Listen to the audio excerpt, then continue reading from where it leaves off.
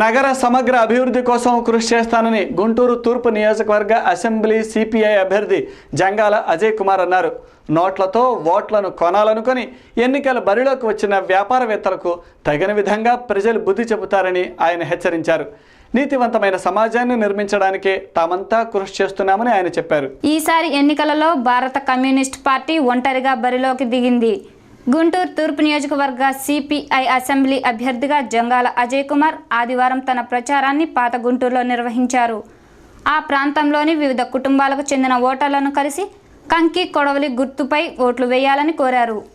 నగరాన్ని అన్ని విధాలా అభివృద్ధి చేస్తానని, పనిచేసే తమ లాంటి వారిని ప్రజలు ఆదరించాలని ఆయన కోరారు.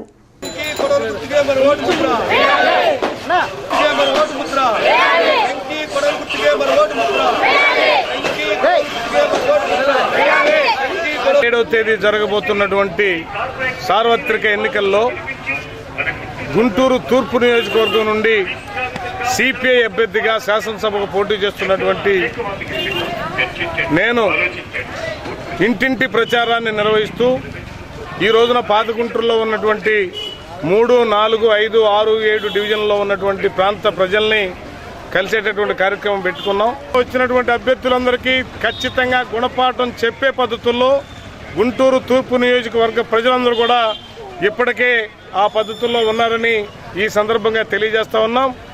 వ్యాపారస్తులు వ్యాపారాన్ని పెంచుకోవడం కోసం రాజకీయాల్లోకి వచ్చి డబ్బుతోటి రాజకీయ వ్యవస్థని కలుషితం చేసేటటువంటి దుర్నీతికి వ్యతిరేకంగా కమ్యూనిస్ట్ పార్టీ పోరాడబోతుంది.